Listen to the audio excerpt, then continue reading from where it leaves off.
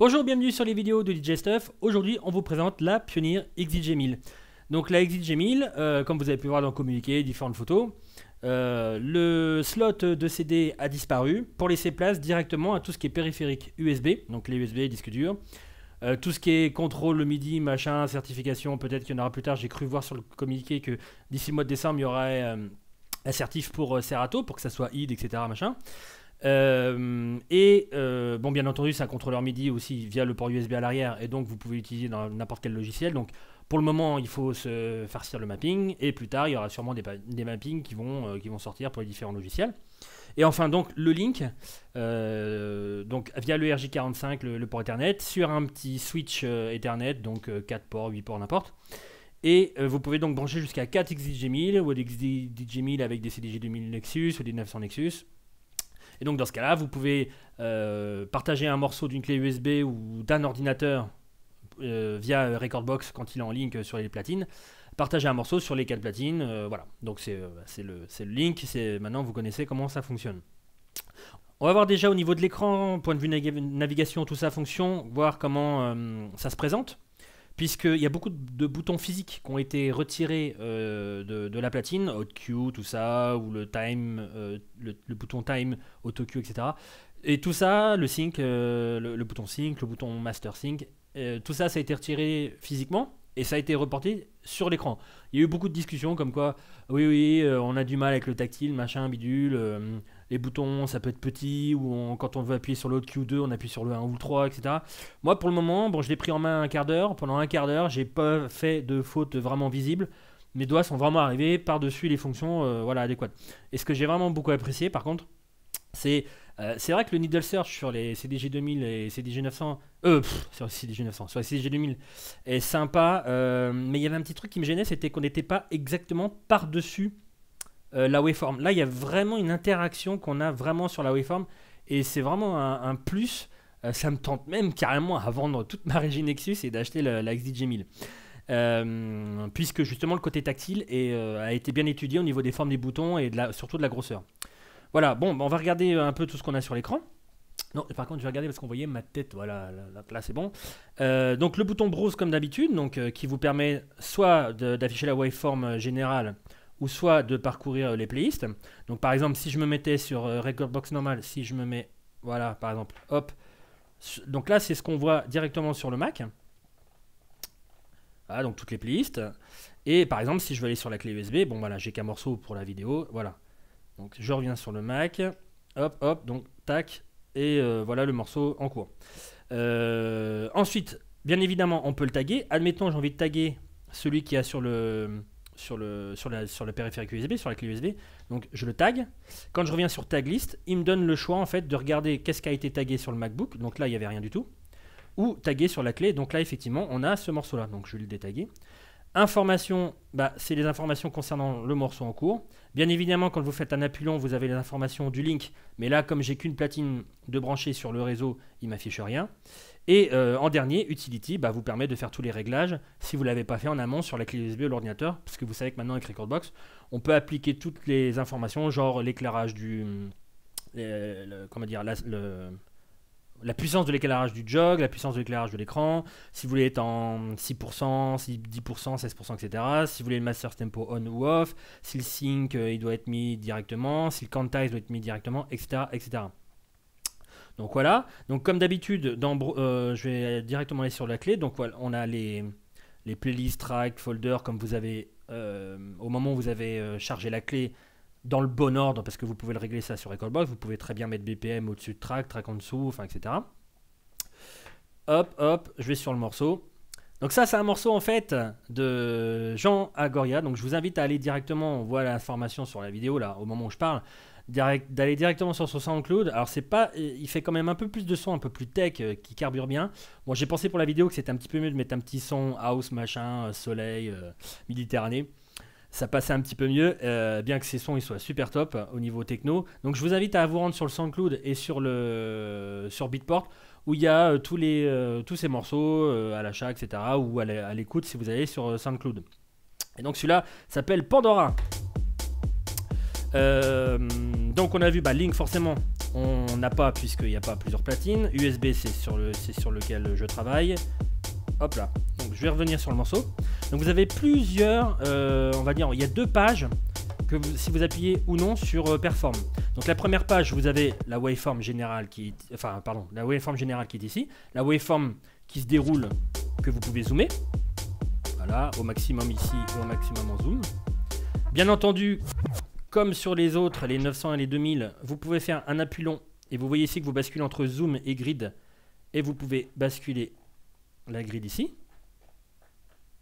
Hop, voilà. Et comme je vous l'ai dit justement, on peut directement appuyer sur la waveform et passer directement à un morceau, je sais pas, par exemple ici, hop, je vais dans le temps calme, hop, re-temps calme, hop, etc., etc. Comme d'habitude, si vous êtes en mode vinyle, il faut faire pause, appuyer ou alors hop, appuyer sur le jog et appuyer sur la waveform. Et quand vous êtes en mode, on va dire, bending, c'est-à-dire là où il n'y avait pas de scratch, etc., toujours pareil, il faut vous mettre comme ça.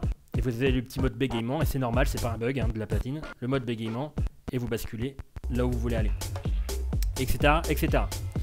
Justement, comme on parle du vinyle, autant passer dessus, comme ça sera fait. Le vinyle est disponible en 2 modes. Vous pouvez avoir donc le mode, on va dire bending, appelé chez Pioneer CDJ, où vous pouvez décélérer, accélérer, décélérer, accélérer partout, il n'y a pas de scratch.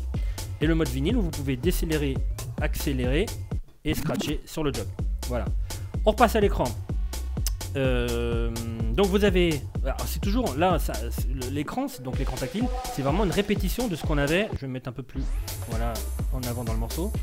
C'est vraiment une répétition de ce qu'on pouvait avoir au niveau bouton physique. Vous récupérez votre quantize, donc qui vous permet à la fois d'enregistrer quelque chose sur la bit grid si elle a été bien effectuée, ou alors pour lancer avec une quantisation comme ça de un temps. Par exemple, un enregistrement, voilà ce que ça donne. Donc je vais me mettre directement sur OutQ ici. Pardon. Donc si je le fais sans le quantize, autant que j'appuie, autant ça part. Si je le fais avec le quantize, il y a un verrouillage de un temps. Même si j'appuie 50 000 fois en 1 seconde, ça sera toujours un temps. Voilà. Bien entendu, alors je vais mettre un peu plus loin dans le morceau. Hop. Ici. Vous avez toujours l'opportunité d'enregistrer un cue et de le mémoriser quelque part. Et par exemple, d'aller sur ce temps calme ici. Hop là, de le mémoriser aussi. Et ensuite, une fois que c'est fait, je peux me mettre n'importe où dans le morceau. Ici par exemple. Je peux récupérer le premier qui était ici. Et le deuxième qui était ici.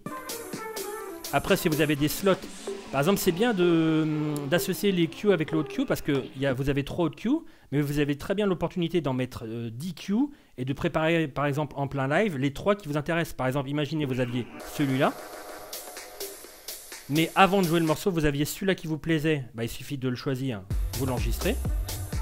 Et celui-là qui vous plaisait, vous l'enregistrez aussi. Et vous pouvez profiter comme ça de vos 10 cues en mode haut cue si vous les enregistrez au préalable avant de jouer le morceau. Et donc là, j'ai vraiment celui-là. Celui-là, celui-là. Voilà, memory cue, donc bien entendu le sync ou pas sync, et là il n'y a qu'une platine donc forcément elle va être master. Le 6%, etc. Donc là c'est un bouton qui est resté en physique, donc 6, 10, 16 et 100%, accompagné d'un master tempo, donc qui vous permet de faire varier. Hop, là j'ai toujours avec l'habitude des 2000, j'ai toujours l'habitude de toucher ici et chercher un needle search alors que c'est vachement plus simple d'appuyer directement sur la waveform. Et donc le master tempo, on va mettre par exemple à 10% au lieu d'avoir voilà cette tonalité plus grave ou plus aiguë on va dire. Hop, vous verrouillez et vous avez le verrouillage de la tonalité à celle à 0%. Voilà, c'est bon. On va revenir voilà, au mode loop et au mode sleep. Sleep mode et loop mode. Le loop mode, donc vous appuyez dessus, ça vous donne toutes ces boucles là. Bien entendu, vous pouvez diminuer un peu plus. Par exemple, si vous faites 16, vous pouvez très bien faire 32. Je sors. Et bien entendu, si vous faites un quart, vous pouvez toujours faire voilà, la diminuer avec les boutons x2 et divisé par 2 qui se trouvaient par là. Voilà. Et bien entendu, une boucle. Quand elle est faite, peut être mémorisé dans un des slots des OQ. Voilà, et donc là on a vert pour OQ et boucle orange, comme d'habitude. Voilà. Le sleep mode qui passe par-dessus la musique, donc que ce soit pour le break, le reverse, le scratch ou les boucles.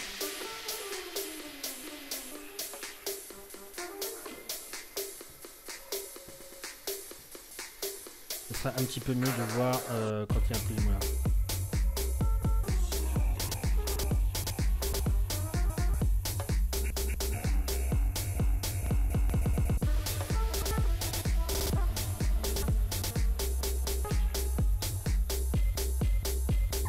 Etc., etc.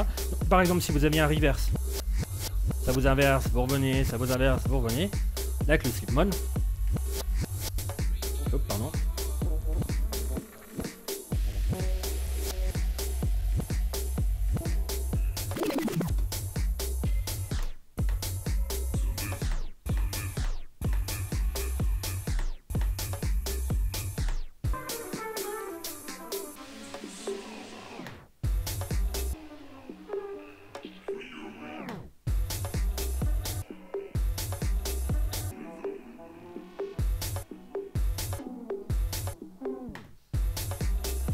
Etc., etc. Voilà, et nouvelle fonction qui est apparue avec la XIG1000, ce sont les beat jumps qu'on a vu apparaître en fait dans Rekordbox, qui vous permettent, dans la version 3 il me semble, qui vous permettent en fait de faire des pas de 1 temps, de 2 temps ou de 4 temps. Et voilà ce que ça donne.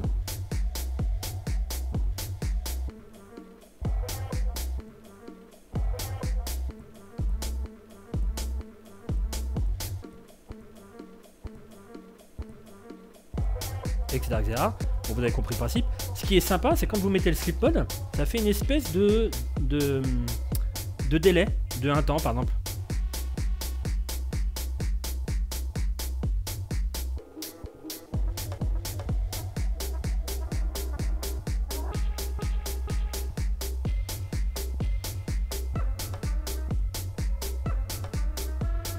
Voilà. Et bien entendu, les OQ aussi marchent avec le sleep mode. Au lieu d'avoir, vous avez